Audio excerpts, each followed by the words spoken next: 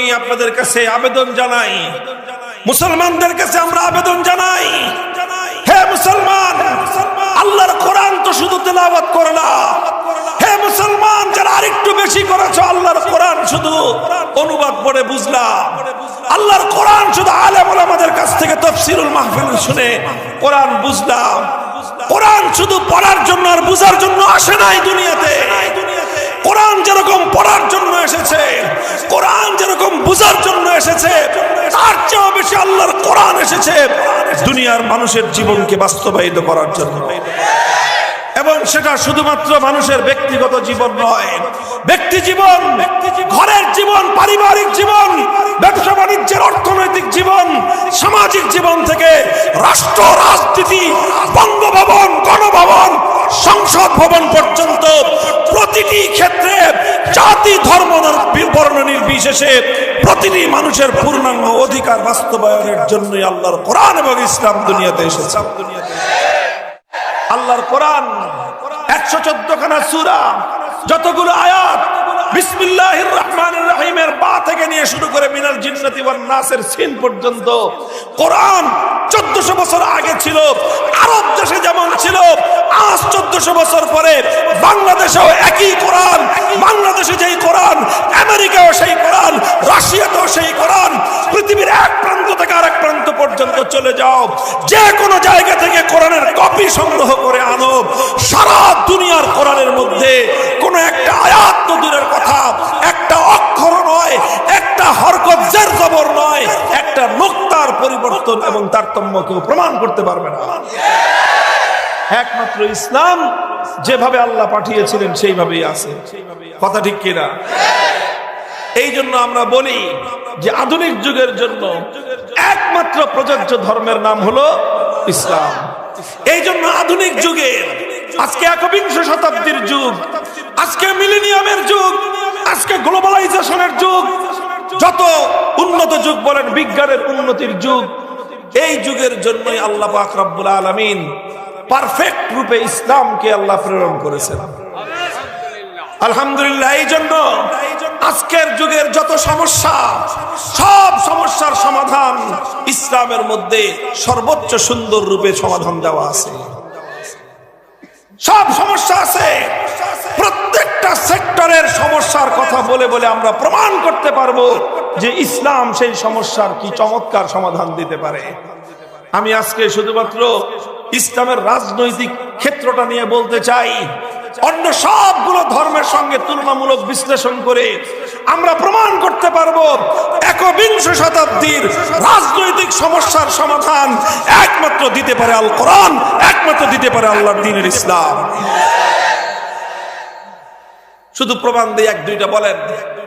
অন্যান্য ধর্মগুলোর সঙ্গে তুলনা করে আমি বলতে চাই, দেখেন, একটা রাজনৈতিক ব্যবস্থা যদি দুনিয়াতে পরিচালিত হইতে হয়, রাজনীতির একটা মূল প্রশ্ন হলো একটা রাষ্ট্র, একটা দেশের শাসক নির্বাচন হওয়া লাগবে। কথা বলেন ঠিক কিনা?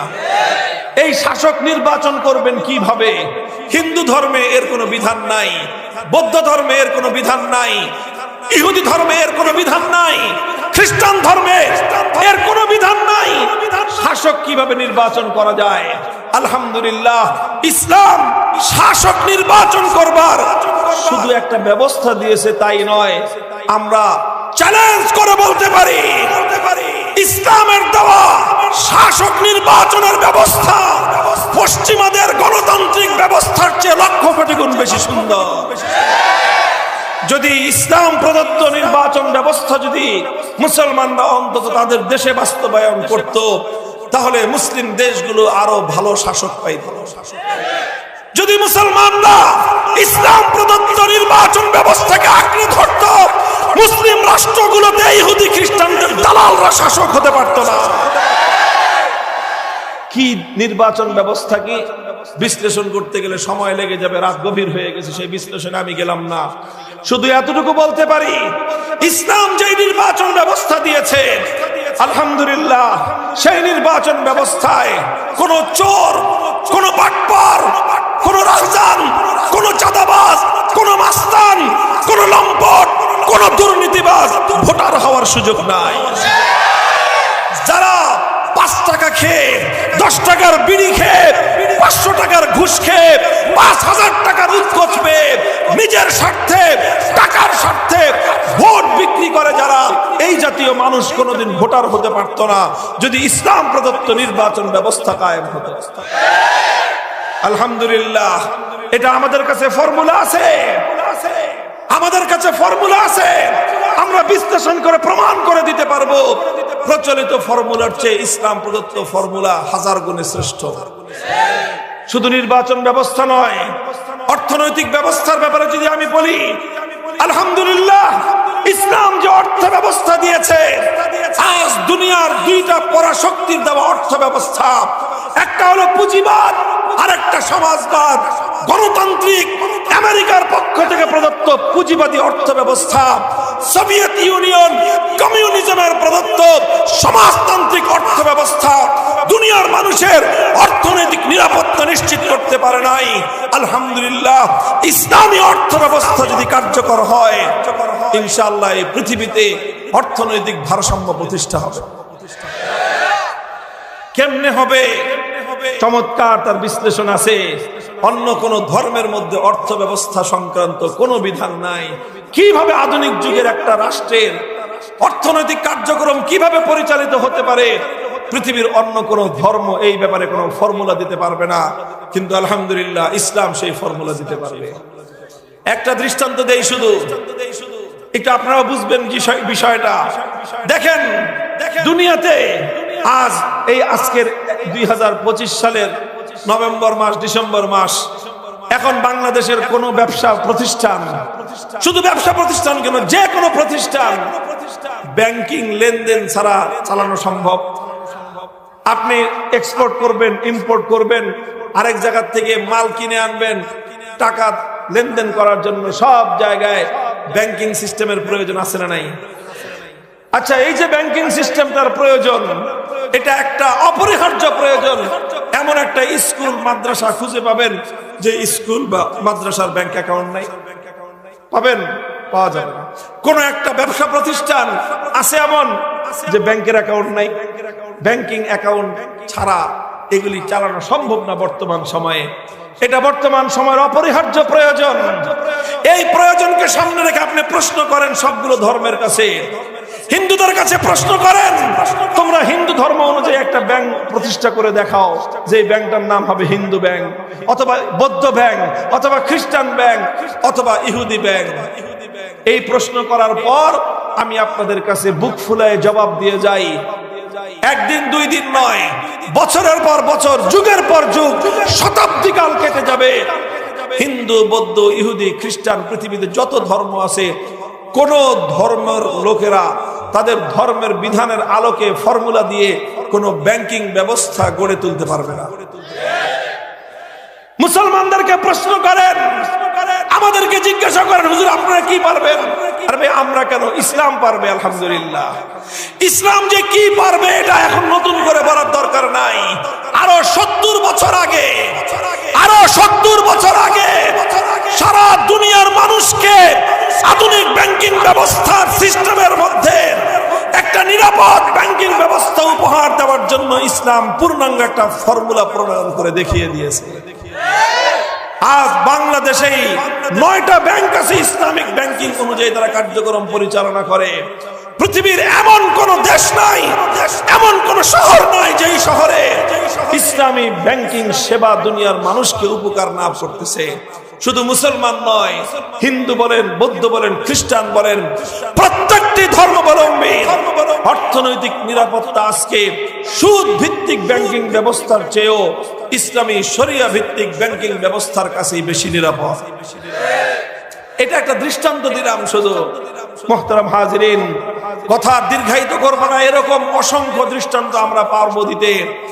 এই সব কথার পর একটাই কথা, আলহামদুলিল্লাহ, আজ আজকের একবিংশ শতাব্দীতে জাতি ধর্ম বর্ণ নির্বিশেষে দুনিয়ার মানুষ যদি শান্তির ব্যবস্থা খুঁজে পেতে চায়, দুনিয়ার কোন সমাজ যদি মানুষের অধিকার কায়েম করতে চায়, দুনিয়ার কোন রাষ্ট্র যদি মানবিক রাষ্ট্র হয়ে মানুষের অধিকার বাস্তবায়িত করতে চায়, ইসলাম ছাড়া বিকল্প কোনো ব্যবস্থা নাই।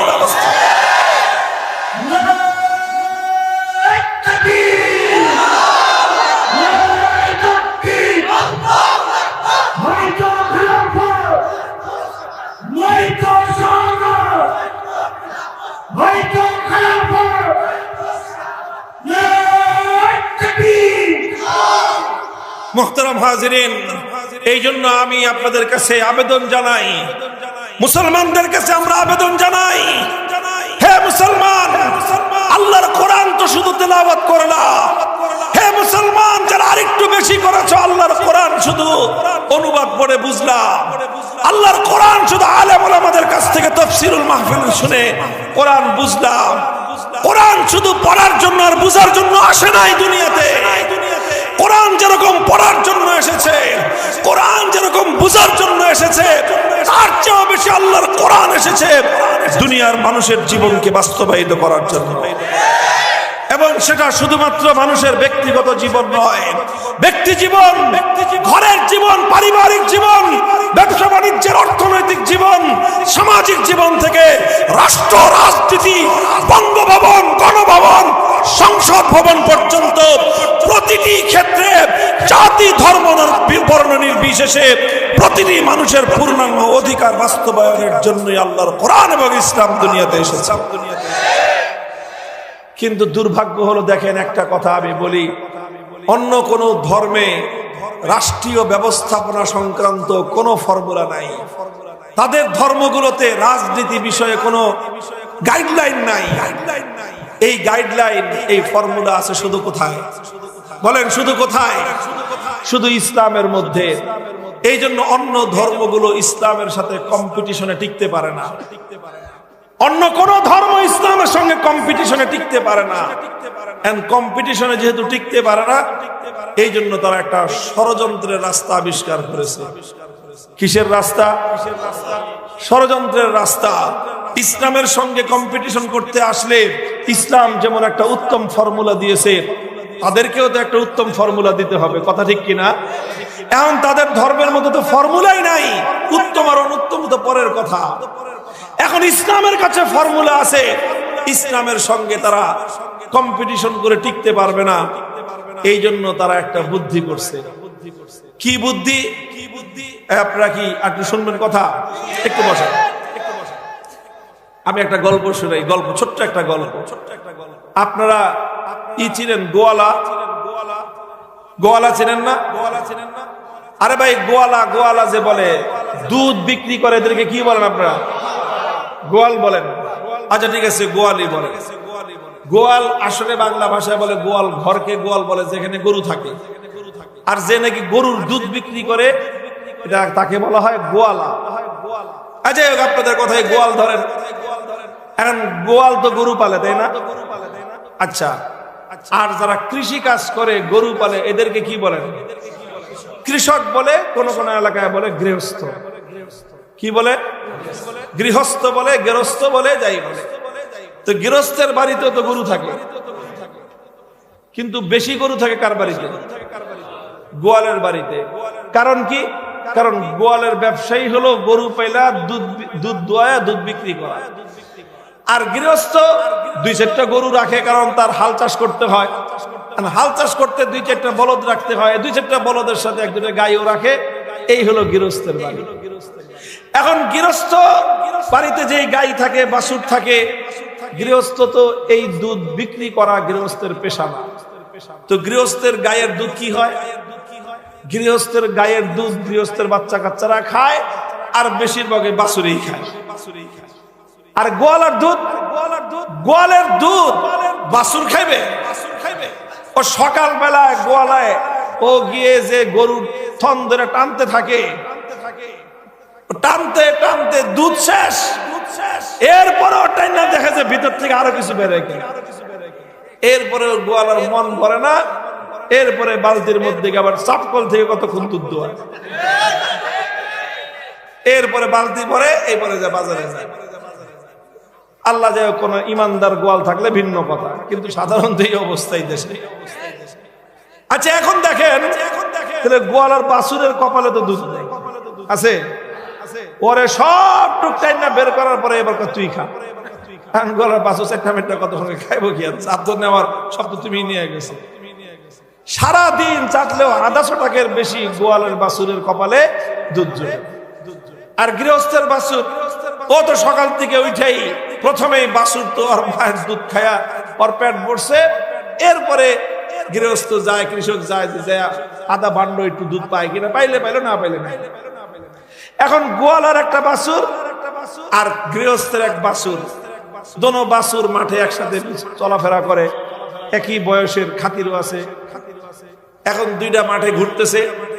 একদিন এই কৃষকের বাছুর গোয়ালের বাছুরে কয়, আয় দোস্ত, আমরা দুইজন একটা কম্পিটিশন লাগাই। কি কম্পিটিশন লাগাইবি? কম্পিটিশন আর কি, পোলাপান মানুষ যেটা করে। বাছুর তো ছোট, চল ওই যে দেখা যায় যে 3 মাইল দূরে একটা ভিটা দেখা যায় গাছ, দৌড় দেই, দেখি কে আগে যেতে পারে। এখন গোয়ালের বাছুর চিন্তা করে, তুই তো দুধ খাইছিস সকালে, ডেলি দুধ খাস, 2 কেজি 3 কেজি আধা কেজি করে অন্তত দুধ খাস, খেয়া খেয়া তোর শরীরটা তো নাদুস কুদুস হয়েছে, শরীরে এনার্জির অভাব নাই, তুই তো দৌড়াইতে পারবি। আর আমার কপালে তো সারাদিনে 150 টাকা দুধ জুটে না, আমার শরীরে তো এত এনার্জি নাই। আমি যদি তোর সাথে দৌড় দেই, আমি তো আধা রাস্তা যেতে পারবো না। এখন তো বুদ্ধি করে যে ওর সাথে দৌড়ের প্রতিযোগিতা লাগানো যায়। এখন কয় তাহলে কি করা যায়? ও এখন কয়, ধর বেটা, সেই রোদ উঠছে, এই রোদের মধ্যে মানুষ দৌড়ায়, এই দৌড়াদৌড়ির কাম নাই, আয় আমরা অন্য আর একটা কম্পিটিশন করি। কি কম্পিটিশন করবি? কয় তুই এখানে বয় আর আমি এখানে বই, দুইজনে বইয়া দেখি কে বেশি লেজ লড়াইতে, কে কতক্ষণ বেশি বয়া বয়া লেজ নাড়াইতে পারে। বুঝেন নাই? লেজ নাড়ানো আমাদের দেশে বলে হলো এটা অকর্মণ্য অলস মানুষের কাজ, হলো বসে বসে লেজ নাড়ানো। কোন কর্মঠ মানুষ, কোন কর্মঠ প্রাণী, চঞ্চল কর্মচঞ্চল প্রাণী, যার এনার্জি আছে, এ বয়া বয়া লেজ নাড়াইব? আরে ভাই, সে তো দৌড়াবে, সে তো দুনিয়া বিজয় করবে। লেজ নাড়ানো এটা হলো দুনিয়ার সমস্ত অলসের কাজ, অকর্মণ্যের কাজ। কথা ঠিক কিনা? এখন কৃষকের বাছুর কয়, আয় দৌড় লাগাই, প্রতিযোগিতা দেই। গোয়ালের বাছুর কয়, আয় দৌড়ানোর দরকার নাই, বয়া বয়া লেজ নাড়াই। আসলে কাহিনীটা কি? ও লেজ নাড়ানোর প্রতিযোগিতা করতে চায় কেন? চায় কারণ ওর শরীরে এনার্জি, কারণ ও জানে দৌড়ের প্রতিযোগিতায় ও কৃষকের বাছুরের সাথে পারবে না। কৃষকের বাছুর হৃষ্টপুষ্ট বাছুর, কৃষকের বাছুর দুধ খাওয়া বাছুর, কৃষকের বাছুরের মালিক এত বখিল না। কৃষকের বাছুরের মালিক কৃষকের বাছুরের জন্য তার মায়ের স্তন থেকে ওকে দুধ পান করতে দেয়। আর গোয়ালের বাছুর ও জানে যে ওর মালিক হলো বখিল, আর মালিক ওর জন্য কিছুই রাখে নাই, এই জন্য ওর শরীরে এনার্জি নাই, এখন দৌড়ে পারবে না। এখন লেজ নাড়ায়। ভাই, আসল কথা এটাই, পৃথিবীতে ধর্ম এসেছে মানব জাতির কল্যাণের জন্য। কথা বলেন ঠিক কিনা? তো মানুষের কল্যাণ করবে। মানুষের কল্যাণ শুধু ব্যক্তি জীবনে দরকার, পারিবারিক জীবনে দরকার, রাষ্ট্রে কল্যাণের দরকার নাই? বলেন। আরে ভাই, রাষ্ট্রে কল্যাণের দরকার আছে না নাই? তো রাষ্ট্রে যদি কল্যাণের দরকার থাকে, তাহলে ধর্ম এসেছে কল্যাণের জন্য। তাহলে রাষ্ট্রে যদি ধর্ম না চলে, তাহলে ওই ধর্মটাতে একটা অকর্মণ্য ধর্ম হলো। এখন পৃথিবীতে ইসলাম রাষ্ট্র পরিচালনা করতে সক্ষম, অন্য কোন ধর্ম রাষ্ট্র পরিচালনা করতে সক্ষম না। এখন মুসলমানরা বলে যায়, আমরা কৃষকের বাছুর, আসো তোমাদের ধর্ম নিয়ে আমরা আমাদের ধর্মের সঙ্গে কম্পেয়ার করব, তুলনা করব যে রাষ্ট্র ব্যবস্থা পরিচালনার জন্য পৃথিবীতে সর্বশ্রেষ্ঠ ধর্ম কোনটা। আসো আমরা কম্পিটিশন করি। অন্য ধর্মওয়ালারা জানে এই কম্পিটিশনে ইসলামের সঙ্গে কোনো ধর্ম টিকতে পারবে না। এই জন্য তারা বলে যে ভাই, রাষ্ট্র ব্যবস্থায় ধর্ম নিয়ে প্রতিযোগিতা কম্পিটিশন না করে চলো আমরা লেজ নাড়াই। কয় আমরা রাষ্ট্রের মধ্যে ধর্মের দরকার নাই, রাষ্ট্রকে আমরা চালাবো ধর্মনিরপেক্ষ হিসেবে। ধর্মনিরপেক্ষ রাষ্ট্র ব্যবস্থা ইহুদি, খ্রিস্টান, হিন্দু, বৌদ্ধদের ইসলামকে আঁকড়ে দেওয়ার, ইসলামকে প্রতিহত করার ষড়যন্ত্র ছাড়া কিছুই না। এ মুসলমান, তোমাদেরকে আমি একটা কথা বলি, যাদের ধর্মে দুধ খাওয়ার এনার্জি নাই, যাদের ধর্মের মধ্যে রাষ্ট্র ব্যবস্থা পরিচালনা করবার মতো কোনো ম্যাটেরিয়ালস নাই, যার ধর্ম দিয়ে সমাজ এবং রাষ্ট্র চলতে পারে না, সে তো এই কথা বলা ছাড়া কোনো উপায় নাই যে আইলাজ না নাই। এই জন্য ও বলে রাষ্ট্রের মধ্যে কোনো ধর্ম চলবে না, ধর্মনিরপেক্ষ হবে রাষ্ট্র। কিন্তু যার ধর্মের মধ্যে রাষ্ট্র পরিচালনা করবার মতো সর্বশ্রেষ্ঠ ব্যবস্থা আছে, সে কশিনকালেও ইসলামকে বাদ দিয়ে ধর্মনিরপেক্ষ কুফরি মতবাদ রাষ্ট্র ব্যবস্থায় চাইতে পারে। পরিষ্কার কথা এটা। আমি শুরুতেই বলছিলাম, অমুসলিমরা, ইসলামের দুশ্মনরা, তারা ইসলামের সঙ্গে কম্পিটিশন করে পারে না।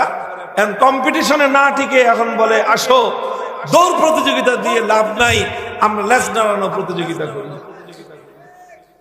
ও মুসলমান, এই কথা একজন হিন্দু বলতে পারে, একজন বৌদ্ধ বলতে পারে, একজন অমুসলিম এ কথা বলতে পারে। তোমরা যারা ইসলামের মতো কালজয়ী আদর্শ পেয়েছো, আল্লাহর কোরআনের মতো এমন মহাগ্রন্থ যারা পেয়েছো, তারা দৌড় প্রতিযোগিতা বাদ দিয়ে লেজ নাড়ানোর প্রতিযোগিতায় নামো। তোমার জন্য এর চেয়ে কলঙ্ক এবং লজ্জার আর কোনো বিষয় থাকতে পারে।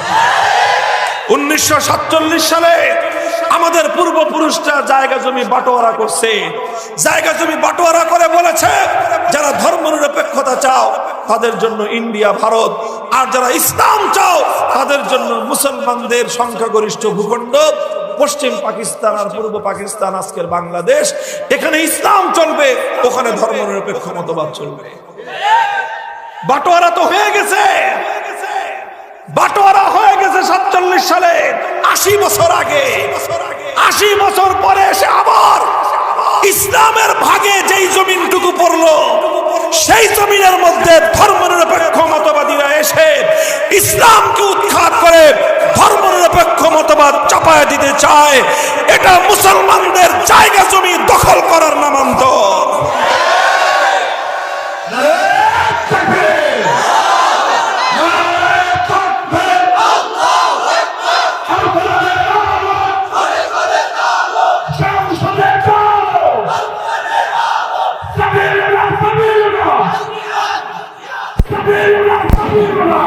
পরিষ্কার কথা আমাদের, আমরা 47-এর ভিত্তিতে, 71-এর ভিত্তিতে, 2024-এর আমার সন্তান এবং ভাইদের সহস্রাধিক তাজা প্রাণের বিনিময়ে অর্জিত এই বাংলাদেশ, 2013 সালের শাপলা চত্বরের নবী প্রেমিকদের রক্তে কেনা এই বাংলাদেশ ধর্মনিরপেক্ষতা নয়, ইসলামের ভিত্তিতে চলতে চায়।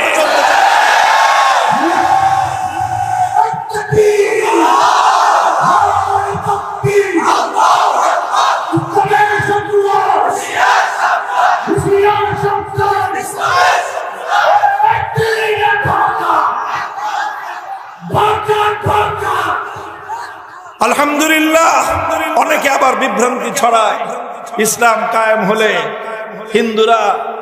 হিন্দুদের কি হবে, বৌদ্ধদের কি হবে, খ্রিস্টানদের কি হবে।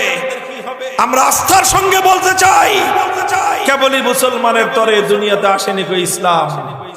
সমাজ ব্যবস্থায়, রাষ্ট্র ব্যবস্থায় যদি ইসলাম কায়েম হয়, আমি দায়িত্ব নিয়ে কথা বলতে পারি, বিগত 54 বছর ধরে হিন্দু এবং বৌদ্ধ, খ্রিস্টান সহ সংখ্যালঘুদের উপর যে নির্যাতন হয়েছে, তাদের অধিকার নিয়ে যারা চিনিমিনি খেলেছে, রাতের অন্ধকারে নাটক করে কালনাগিনী হয়ে ছবল মেরে দিনের বেলায় ওঝা হয়ে থাকতে এসেছে। সংখ্যালঘুদেরকে রাজনীতির হাতিয়ার আর গুটি বানানো হয়েছে।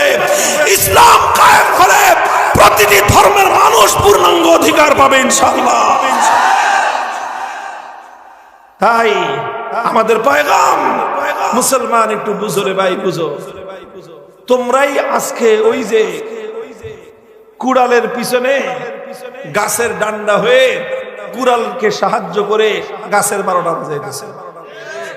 মুসলমানের বাচ্চারা যদি আজকে ইহুদি খ্রিস্টানদের ষড়যন্ত্রের ফাঁদে পড়ে তারা যদি ধর্মনিরপেক্ষতা না চাইতো, এই দেশে বহু আগে আল্লাহর কোরআনের শাসন কায়েম হতো।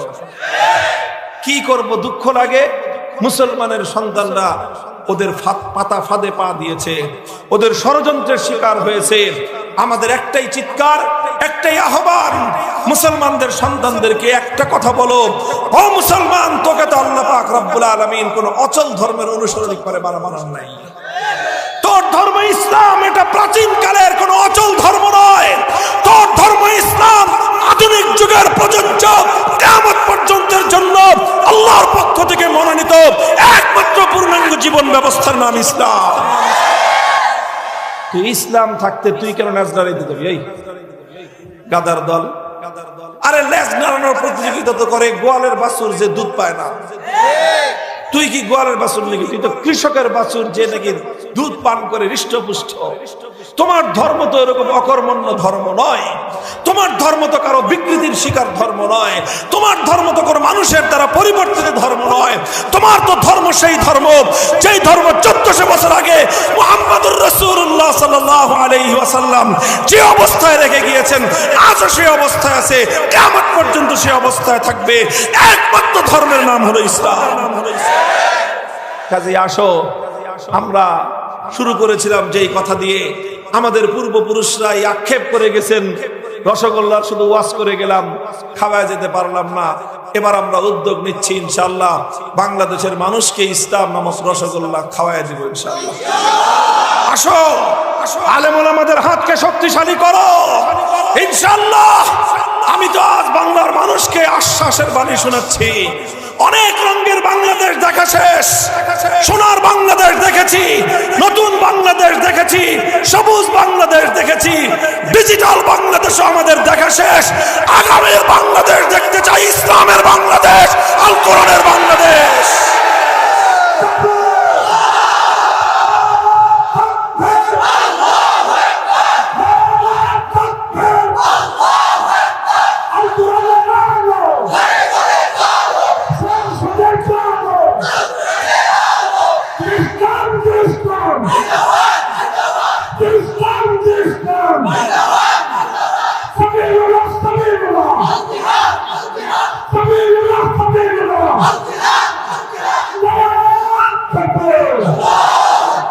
ইসলামকে বিজয়ী করার দ্বার প্রান্তে আমরা উপনীত ইনশাআল্লাহ। 24-এর বিপ্লব হয়েছে বাংলাদেশ থেকে ভাস্কর্য নামক মূর্তি উৎখাত করার বিপ্লব। 24-এর বিপ্লব হয়েছে শাপলা চত্বরে নবী প্রেমিকদের রক্তের বদৌলতের বিপ্লব। এই বিপ্লবকে যদি আমরা সঠিকভাবে কাজে লাগাতে পারি, জুলাই সনদ প্রণীত হয়েছে। জুলাই সনদ পরিপূর্ণ ইসলাম না থাকলেও জুলাই সনদের মধ্যে 47 সালের ইসলামের জন্য দেশ বিভাগের কথা আছে। জুলাই সনদের মধ্যে 2013 সালের শাপলা চত্বরে নবী প্রেমিকদের জীবন দান শাহাদাতের গল্প রাখা আছে। এই জন্য আমরা বলি, নির্বাচন কি হবে না হবে, জুলাই সনদের পক্ষে আপনারা গণভোটে হা বাক্সে ভোট দিবেন। কারণ এটার দ্বারা এই দেশ যে ইসলামের দেশ, ইসলামের জন্য এই দেশ ভাগ হয়েছে। ইসলাম কায়েম করার জন্য ভারত থেকে, দিল্লি থেকে বাংলাদেশ আলাদা হয়েছে। এই কথাটা রাষ্ট্রীয় স্বীকৃতি প্রতিষ্ঠিত হবে ইনশাআল্লাহ এই ঐতিহাসিক গণভোটের মাধ্যমে। আর আমরা তৈরি হন ইনশাআল্লাহ। সেদিন বেশি দূরে নয়, আমাদের এই পাক ভারত উপমহাদেশে 6.5 লক্ষ বর্গ কিলোমিটার। কত? 6.5 লক্ষ বর্গ কিলোমিটার। বাংলাদেশ 78,000-এর কিছু বেশি, 80,000-এর কম বেশি কিছু বর্গ কিলোমিটার। আর এই বাংলাদেশটার চেয়ে বিশাল বড় একটা জনপদ, 6.5 লক্ষ বর্গ কিলোমিটার। ইমারাতে ইসলামিয়া শতভাগ আল্লাহর কোরআনের শাসন কায়েম হয়ে গেছে। 4 বছরের মধ্যে অর্থনীতি ডবল হয়ে গেছে। 8 লক্ষ মানুষকে তারা বিনামূল্যে ভাতা দেয়। প্রতি মাসে বাংলাদেশি টাকায় কমপক্ষে 10,000 টাকা করে এক একটা ফ্যামিলিকে দেয়। যারা ইতিম, যারা বিধবা, যাদের ভরণ পোষণ দেওয়ার মতো কেউ নাই, রাষ্ট্র তাদের দায়িত্ব গ্রহণ করে। এমন একটা রাষ্ট্র পরিচালনা করতেছে মোল্লারা। ভাই দেখেন, অনেকে মনে করে যে হুজুররা পারবে না। আরে ভাই, আপনারা যারা এখনো সেই মান্দাত্তা আমলের এই বস্তা পচা, সেই বস্তা পচা গাল গল্প নিয়ে বসে আছেন, চোখটা খুলে তাকান। আমি দুইটা দেশের দুইটা গল্প বলি। একটা দেশে একজন পররাষ্ট্রমন্ত্রী ছিলেন, খুব একেবারে জাদ্রেল, জাতিসংঘে চাকরি করতেন এক সময়, এইটা বিশাল কিছু ছিলেন। সেই দেশের পররাষ্ট্রমন্ত্রী হওয়ার পর পার্শ্ববর্তী আরেকটা রাষ্ট্র সম্পর্কে সে বলল যে আমাদের সঙ্গে তো সম্পর্ক স্বামী স্ত্রীর মতো। এই যে যেই পররাষ্ট্রমন্ত্রী এই কথাটা বলছিলেন যে আমরা শুধু তাদেরকে দিয়েই যাই, স্ত্রী যেরকম স্বামীর সারা জীবন খালি দেয় আর দেয়, আমরা সারা জীবন তোমাদেরকে দিব, আরো দিব, যা চাও দিব। এই যে নিকৃষ্টতম দৃষ্টান্তটা দিয়ে গোটা দেশটাকে, গোটা দেশের মানুষকে ধুলোয় মিশিয়ে দিল এই দেশটা উগান্ডা। এই যে পররাষ্ট্রমন্ত্রী যে এই কথা বললেন, উগান্ডার পররাষ্ট্রমন্ত্রী কোন দেশের?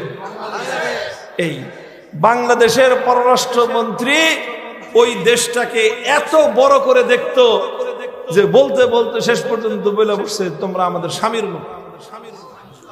আর এবার আরেকটা দেশের কথা বলি, সেই দেশ থেকে একজন মোল্লা হলো সেই দেশের পররাষ্ট্রমন্ত্রী। কে কে? একটা মোল্লা, নাম হলো তার মোল্লা মোহাম্মদ আমির খান মুত্তাকি। মানে নরমাল মোল্লা না, ডবল মোল্লা। নামের শুরুতে মোল্লা, নামের শেষে হলো মুত্তাকি। মুত্তাকি মানে কি? পরহেজগার। মানে আমাদের মতো খালি মোল্লা না, পরহেজগার মোল্লা। এই পরহেজগার মোল্লা একটা রাষ্ট্রের পররাষ্ট্রমন্ত্রী। সেই পররাষ্ট্রমন্ত্রী যখন ওই তোমার স্বামীর দেশে আসছে, সেই দেশের পুরা পররাষ্ট্র মন্ত্রণালয় থেকে পুরা রাষ্ট্রের বড় বড় দায়িত্বশীলরা তাকে স্যালুট জানানোর জন্য লাইন ধরে দাঁড়ায় থাকে।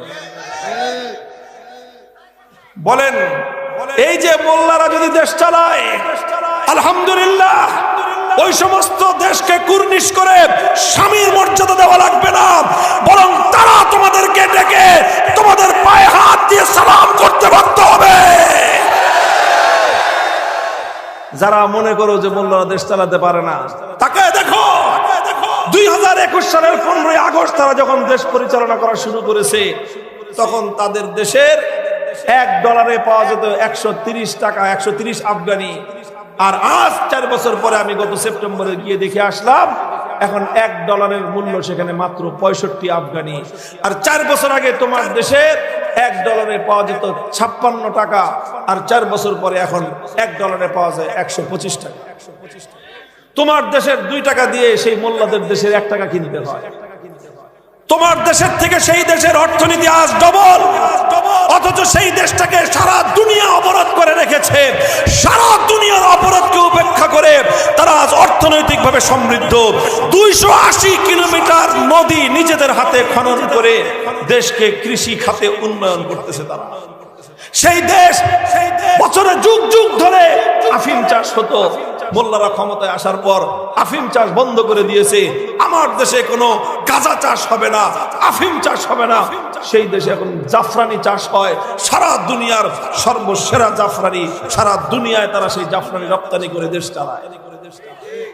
আমাদের হাতে দেশ দেন, দায়িত্ব নিয়ে বলতেছি, 1 বছরের মধ্যে বাংলাদেশকে বিগত 50 বছরের জঞ্জাল পরিষ্কার করে দেশকে উন্নয়নের সত্যিকার রূপরেখা আমরা দাঁড় করিয়ে দিতে হবে। আমরা সক্ষম, we are able, আমরা সক্ষম এটা করতে ইনশাআল্লাহ। ভাই আলহামদুলিল্লাহ, মানুষের যুব প্রজন্মের মধ্যে সেই চেতনা জাগ্রত হচ্ছে। কথা বলেন ঠিক না? আগে শুধু মাদ্রাসার ছেলেরাই আমাদের কথা শুনতো, এখন এখানে গণলেও দেখবেন মাদ্রাসার পোলাপানের চেয়ে স্কুল, কলেজ, ইউনিভার্সিটি সাধারণ যুবকরা আজ ইসলামের জন্য তারা আরো বেশি অনুপ্রাণিত। কথা বলেন ঠিক কিনা? এটাই দুশমনদের গায়ের মধ্যে আগুন ধরিয়ে দেয় যে হুজুররা তো মোল্লাদেরকে নিছেই, মাদ্রাসার পোলাপানদেরকে তো নিছেই, এখন স্কুল কলেজ থেকে প্রতিটি পাবলিক প্রাইভেট বিশ্ববিদ্যালয়ে যুবকরা, ইয়াং জেনারেশন আজ ইসলামের দিকে পঙ্গপালের মতো ধেয়ে আসছে। ইনশাআল্লাহ এই অভিযাত্রা রুখে কেউ যেতে পারবে না, কেউ পারবে না, কেউ পারবে না। ইনশাআল্লাহ বাংলাদেশের চূড়ান্ত গন্তব্য হবে সোনার মদিনার ইসলাম। তবে একটা কথা, এটা শুধু গলার কথা দিয়ে হবে না, শুধু স্লোগান দিয়ে হবে না, ঘাম ঝরানো মেহনত করতে হবে। করবেন তো? এরপরে শুধু মেহনত দিয়ে ইসলামের বিজয় আসে না, চোখের অশ্রু দিয়ে আল্লাহর কাছে ফরিয়াদ করতে হবে। করবেন তো? শুধু ঘাম আর অশ্রুতেও বিপ্লব আসবে না। চূড়ান্ত পর্যায়ে প্রয়োজন হলে অভ্যুত্থান, বিপ্লবের জন্য শহীদি ঈদগাহে যদি যেতে হয়, মাথায় কাফনের কাপড় পরে শাহাদাতের রক্ত দিয়ে আল্লাহর কোরআনকে আল্লাহর জমিনে বিজয়ী করবার জন্য কারা কারা শপথ নিতে প্রস্তুত? হাত তুলে খোদার কাছে শপথ করো।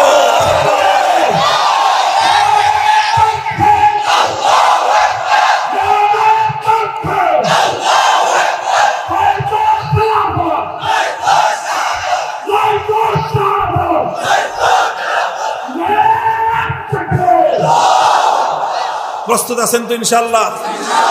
এই ভাই, এগুলো কি শুধু মুখের কথা না শপথ, অঙ্গীকার? কার সাথে বলেন, কার সাথে? আল্লাহর জন্য আপনি করেন, আল্লাহর দিনের জন্য করেন, ইনশাআল্লাহ ঠকবেন না। আল্লাহর কসম, আল্লাহ আপনাকে ঠকাবে না, দুনিয়াতেও ঠকাবে না, আল্লাহ আখিরাতেও ঠকাবে না। ইসলাম ছাড়া বাকি যেটার জন্যই করবেন, নেতার জন্য করবেন, নেতা ঠকাবে, নেত্রীর জন্য করবেন, নেত্রী আপনাকে রেখে পলায় যাবে। আমার জন্য করতে বলি না, আমাদের কোন হুজুরের জন্য করার দরকার নাই। আপনি করবেন ইসলামের জন্য, আল্লাহর দিনের জন্য, আল্লাহর কোরআনের জন্য। আল্লাহ পাক আমাদের সকলকে তৌফিক দান করেন, কবুল করুন। আমাদের এই মাটি, আমাদের পূর্বপুরুষদের ঘাম, অশ্রু, রক্ত দিয়ে কেনা এই মাটি, এই মাটিতে আল্লাহ পাক আল্লাহর দ্বীনকে বিজয়ী করেন।